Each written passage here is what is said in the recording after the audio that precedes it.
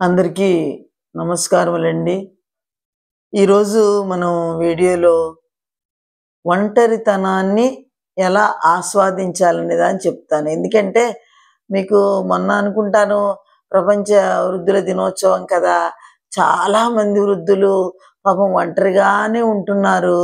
ఎందుకంటే వాళ్ళు చేసుకున్న తప్పే మా అబ్బాయి అమెరికా పోవాలి, మా అమ్మాయి ఆస్ట్రేలియా పోవాలని చెప్పేసేసి అటు ఇటు పంపించేసేసి చాలా గొప్పగా చెప్పుకుంటారు. పాపం వాళ్ళకి చివరకు ఆశ మెత్తబడిన తర్వాత తెలుస్తుంది ఒంటరితనం ఎంత భయంకరంగా ఉంటుందో అప్పుడు తెలుస్తుంది. కానీ ఏమీ చేయలేని పరిస్థితి. వాళ్ళేమో అక్కడ అలవాటు పడిపోతారు. వీళ్ళేమో ఇక్కడ తప్పనిసరి పరిస్థితిలో ఉండాల్సి వస్తుంది.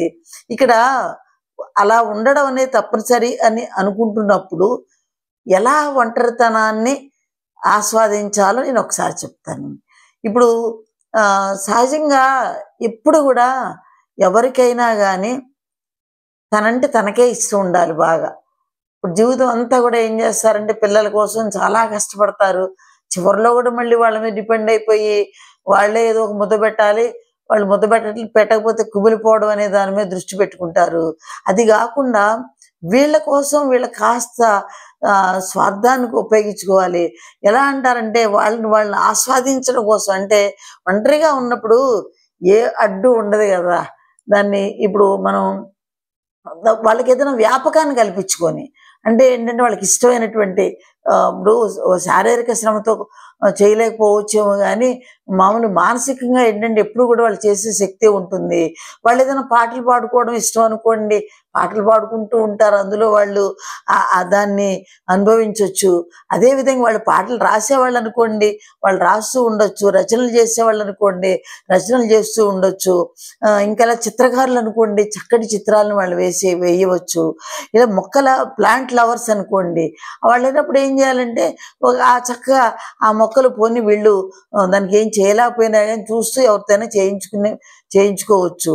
ఎందుకంటే ఏ మాత్రం కూడా మీ దగ్గర మీరు కొంచెం వాటికి 2 చుక్కలు నీళ్లు పోస్తే అవి పకాలన నవ్వి పువ్వులుగా వికసించి మీకు చెప్పలేనంత ఆనందాన్ని ఇస్తాయండి. మీరు ఎప్పుడైనా చూడండి. మొక్కలకి ఏ స్వార్థము తెలియదండి.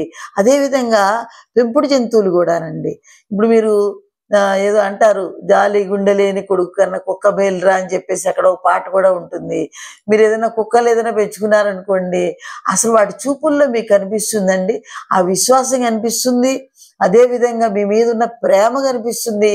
ఒక్కసారి మిమ్మల్ని అవి వాటి నాలుకతో మిమ్మల్ని తాగుతూ ఉన్నాయంటే అందులో ఎంత ప్రేమ ఇమిడి ఉంటుందో కూడా దాన్ని అనుభవించే వాళ్ళకే తెలుస్తుంది.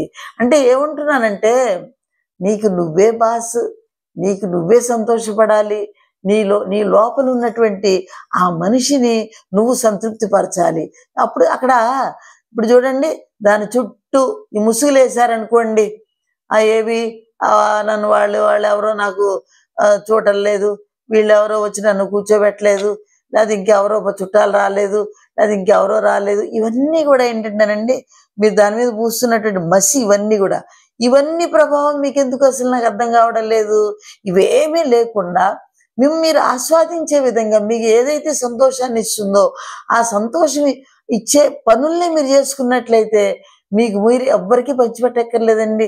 ఇప్పుడు మీరు సంపాదించిన ఆస్తులు పంచిపెట్టారేమో, మీ శ్రమ అంతా పంచిపెట్టారేమో, కానీ ఈ విధంగా మీరు పొందే ఆనందాన్ని ఎవ్వరు పంచుకోరండి. అది మొత్తం కూడా మీకే సొంతం అని చెప్పేసి చెప్తున్నాను.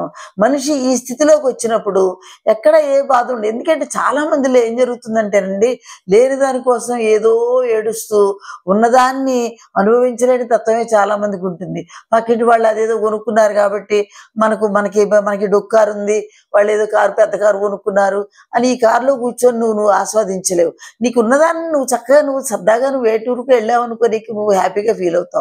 అలాగే నీకు మంచి చక్కటి పొదరిల్లు లాంటి ఇల్లు ఉందనుకోండి, దాని చుట్టూ మొక్కలతోటి చాలా అందంగా చాలా బాగుందనుకోండి, దాన్ని నువ్వు ఆస్వాదించలేవు.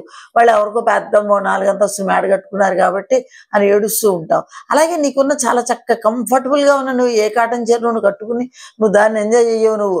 వాళ్ళు ఎవరో పట్టుచీర వాళ్ళు ఏదో ₹1,00,000 పెట్టి కొనుక్కున్నారు. ఇవన్నీ కాదండి. ఉన్నదాన్ని ఎంజాయ్ చేయడంలో దాన్ని నీకే సొంతం చేసుకున్నట్లయితే అసలు సంతోషం అంతా మీదేనండి. ఏ బాధలు ఉండవని చెప్పేసేసి మీకు చెప్తూ ఉన్నాను. ఖచ్చితంగా మీరు ఒక్కసారి ఆ స్థితిలోకి మీరు చేరుకున్నట్లయితే అసలు బాధలనేవి అవేటో పలాయనం చిత్తగిస్తాయండి. ఓకే. అందరికీ ధన్యవాదాలండి.